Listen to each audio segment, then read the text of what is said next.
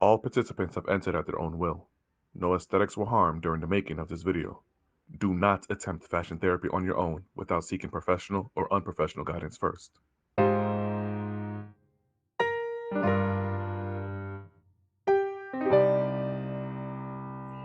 Hey, are you in New York? Yes. Cool. I actually know of your page, School Vintage. It is Yeah. live. Thanks. I'm It trying. is live. You know, I appreciate you willingly submitting yourself to fashion therapy. I'm so happy you realize you need therapy. We all need therapy. Yes. Thank you so much. Thank you. You're welcome. You You're too, welcome. Tracy. This is great. So this session is about vintage, right? So I'm gonna just start off like, all right, so this is like the most vintage thing I have. Oh, is that the Bee Gees? Okay. Oh, the Beatles. Oh, Yes, it is. So this is, in fact, 100% vintage. Dope. And that's not coming for anybody who's got So vintage what? or not. How do we know that it's 100%? What's the checklist? Right. So vintage. Ooh, Vintage. good question. But I mean, because listen, you the school of vintage. Right? Hey. I mean, you teaching vintage. Yes. So you can definitely tell if something is vintage by the tag. Oftentimes, things that were produced way back when will have different type of fonts, not your standard font. Might be cursive, might be, I don't know, block lettering. And a lot of the times they're made in not China, but like Dominican Republic, India, Honduras, like things that you typically nowadays is just China. So that's how you usually can tell by the tags. And two, the RN number is super important. Like the RN number is issued by the FTC. So it has the tracking of the goods, the selling of all the products. This shirt has an RN number on it, so I can track it. So that is, and this was originally custom made back in, I think 2008 is the RN number. It has the date and the RN number on it. Wow. For me, like I figured, okay, the Beatles, they're old school, so it's vintage. Like I don't know anything about that, so to me, anything with something old on it is vintage. I realized there was So like you're talking about old in terms of what? So this is the actual group, but I'm talking about the shirt itself was made. That's when it was made. You know what I mean? right. So I think, okay, that's the Beatles. They're old, right? Correct. And then it's on a T-shirt. Correct. But you're telling me it's not just the image, it's the actual fabric. Correct. That's like what Tracy just said. That's how you can track it, because you can press this onto a shirt. I mean, come on, look at it. It's like vinyl, so you can definitely heat press it into a shirt, and you can call it vintage, but it'll be vintage inspired. It's not vintage because it's just made. But this is actually the tagging and the RN on the inside of the shirt actually shows like when it was made, where it was made from. That's why the RN number helps track all of that. Or like she's saying, the font, like you can definitely tell by the older fonts. They did a lot of cursive back then, a lot of cursive. Most companies don't do cursive now on their labeling. In fact, a lot of them are tagless now. True. So that definitely, like, you know, Tracy, like, so it was this That's shirt, really though. that shirt's in really good condition. Oh yeah. So there is some peeling. I don't know if you can see that really close, but there's peeling in the face. So that's gonna happen over time, but it's the way that it was heat pressed. I mean, the Beatles sign itself is untouched. So when it was pressed by the machine, it was really done on well, because this is not screen print. This is vinyl. Wow. Quality. Right. Yeah. And vinyl is harder. It's harder to stay on the shirt. So if I understand this, right? That means it was printed on top of the document. Vinyl's on top. On top. And the screen print is it's meshed into the material. I did some research on that. I'm like, But that's another therapy session. That's another therapy session. You gotta come. The way therapy works is you just keep coming back. You know. It's not a one-shot session. No. So we're talking about that. So it's interesting. So that's worse with the pricing. That's why you'll see so many, like, how does it work for you? Because you sell vintage stuff. So how do you determine the pricing, like, for yourself, for your company? I mean, quality goes a long way. So, I mean, I feel like anything you find vintage, because things that were made back then, they just last so much longer. So definitely I feel like even if it's an older item, it's going to be priced a little bit more than, just some flimsy item you might see on some other places. Not going to name any names. And then if it's a unique piece, something that you're not going to find around somewhere, it might be priced a little bit more. I don't really have like any rhyme or reason just yet, because I'm new and I'm working on it. But yeah, if it's unique, it'll be priced a little bit higher. Yeah. Do you have a little background in vintage? Like, what made you go straight to vintage though? Like, why not do vintage inspired? Like what Tracy said, if this shirt I can get this at an H&M or Forever 21, why not, go for that versus the true vintage? Initially, I was just going to go to wholesalers or resellers for products to sell. But being new and not having that much money and equity, it was hard for me to get into the business and to get into the market and to find quality items. I don't just want to sell fugazi, right. things. So I was like, if I just go thrifting myself and pick vintage pieces, because things that were made back then were much better quality, I can handpick items myself, to sell to others at a lower cost. So that's what got me started. I was never really a thrifter, vintage seller. So this just kind of landed in my lap. But yeah, like I said, I feel like things that were made back then were just much more quality than things that are made now. And I'd rather have quality attached to my name rather than flimsy materials. So don't you have to because I see a few, because in my own little right, I was a thrifter, but I wasn't looking for vintage. I just looked for inexpensive items, right? Yeah. But there's thrifting pages, and I'm like, you have to be up in it every day. Like, how do you do it? Twice a day? Like, I feel like if that's your thing, you can't just go on the weekend. Like, it has to be a couple days a week. It's not easy. Oh, yeah. It's not easy. I work full time. I'm also in school. I have kids. So I try to go twice a week or so if I can, just to, keep up the inventory. Wow. How many times a day? How many times a week? I try twice. Oh, okay. Oh, okay. How long are you there for? Too long.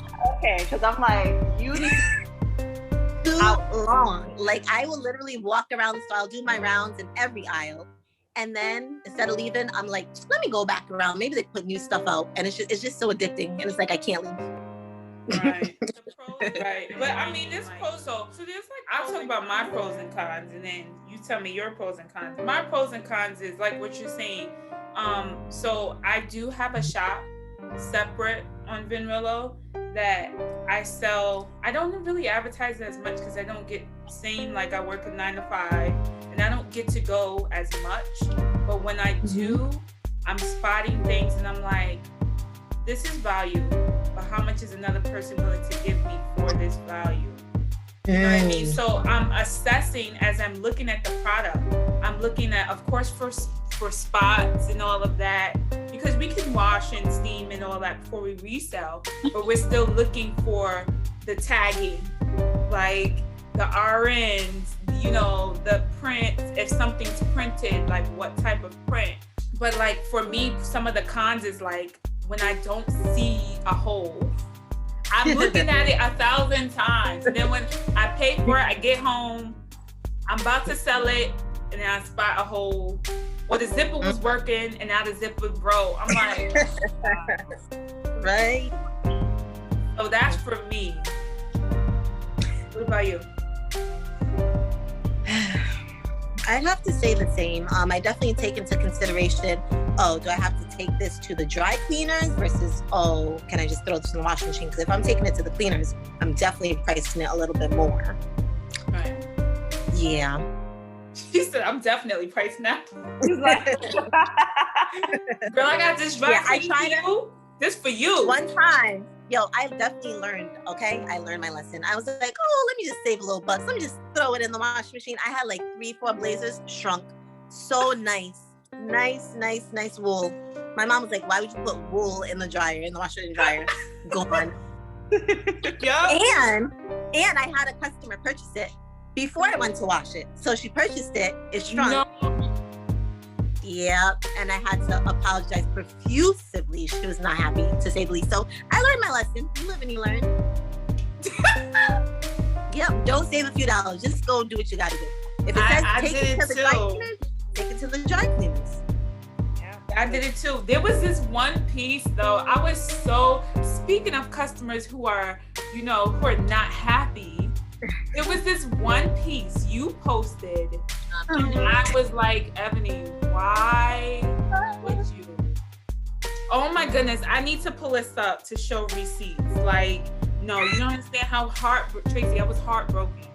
So I contacted her company and I was like, hey, is this shirt still on sale? Like, and she's like, no, it's sold. I'm like, for how much?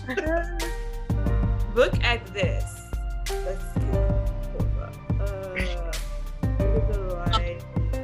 It's gonna come in any second. Yep, there it is. Do you see that? Yes, I see that. So what happened? Yeah, let's tell what happened. Go ahead. Well, you know how we all live and we learn, right? So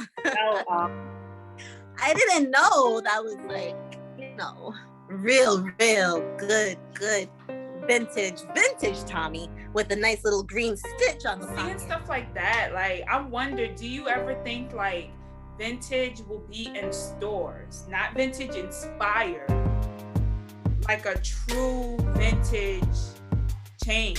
Because it's interesting because you have fast fashion, which is like really the center of whatever, because that's what we can afford is fashion. Right. So we want vintage inspired things, and that's why they put it in those fast fashion stores. Because like you're saying, true vintage, I think of it like food. Like, you want to eat healthy, it's costly. You can eat right. Semi-healthy, but if you want the full-blown experience of eating healthy, that's expensive. Yes, ma'am. So that's what I kind of think like with fashion, like the vintage, like you see it in inspirations in the stores, but like true vintage is not in stores. Right. I feel like it might be. I mean, it's definitely trendy now to thrift, and so many people with wanting sustainability and save the planet. I don't know. It might be. To save the planet is costly though. Yeah. Yeah, the material and everything that we want, we gotta pay for that quality. Like I think you mentioned that before too, Tracy, paying for quality clothing. So that's dope, because now we learned one new thing from this session about true vintage. I sure did. I didn't know about that number that you said. The RN, was it RN number? The RN number. Yeah, I didn't know about that. So I definitely learned something. I mean, some of the new clothes, you only see the RNs on the main clothes chains, like the H&M's, Forever 21s, like the big massive stores, the massive ones. Like I don't think like a smaller chain would have an RN. What about a Fashion Nova? Would they have one? I think so. Yeah, because they're registered. I mean, they're like, I think they would have an RN. We gotta look that up. They don't make stuff, guys. They buy from wholesalers. Oh yeah, I don't think right. I don't think they do. Sitting there drawing those things, okay? Yeah, right. I don't think they do because somebody gave me a Fashion Nova jacket, and it only says Fashion Nova on the tagging, but the inside didn't have a label. Okay. Yep. Tracy's right. Mm-hmm. Yeah, I know, cause I shop there a lot, and I feel like they also have exclusive vendors too, but they buy a story about, because I like the show Seinfeld. And I went to a market, and this girl was selling vintage T-shirts, and I saw she had this unique picture with Kramer. Like, you had to know the episode to get the idea. So I'm like, okay, I'm gonna buy this. I'm thinking 25, 30 max. She said $150. I'm like, for a T-shirt? And she was like, I didn't say it like that. I was like, really? She's like, because you know what? I'm not going to like be rude about people in their price. I have the choice not to purchase, but I'm still interested, you know? Mm-hmm. So she said that it was the only one made. Wow. Like, how would she know that? And it might be from that number. The RN. Could be. So it's possible for something like a T-shirt to be $150. Yeah, I have it's so funny. Let me show you. I still think about this, okay? This was last summer. I have a shirt here. Let me, I'm gonna cover up some of that because I don't want to get in trouble. But this is the vendor tagging. It says right here, it has it heat pressed into the shirt, Feli. ATL edition. And here's the receipt for it. It has the style number, everything. See, maybe I'm just not about that life. So this is a sample piece. So it has the fabric, it has a description and everything.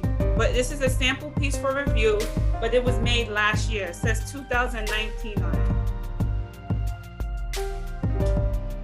So there's things that you can look, and I just had this sitting, and it has the RN number right there. Oh yeah, I see it. Shop at fast fashion. I love it. So it depends what I'm getting. Right, exactly. I love both. I can't decide, but so what's one goal you have for the year, Ebony? For the year, I'm thinking later down the road, maybe start doing style boxes or shopping for people. Oh, personal styling? Yeah, personal styling, or like just selling like a box of like maybe 5-6 pieces from School to Vintage. Sorry, call come in. Oh, okay. Yeah, so just put little boxes together with outfits that people can buy. Maybe just expand. So that's your goal to build. My goal. Well, Tracy, you got a goal for the year? For vintage? Or just like what you say, like maybe like clothes in general, like when you're picking clothes or. Now I'm educated that old stuff doesn't mean vintage. So I feel like I haven't really been in the thrift game, but if one day I decide to go, I'm definitely going to be looking at RNs. Like that's my thing now.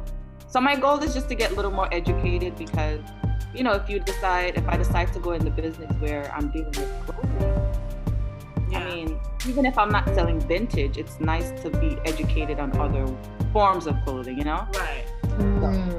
I don't think all of them will have it. It just depends if the business registered it back then. Okay. But like Ebony said, another clear indication is the font. Well, you said it will be in script, you said?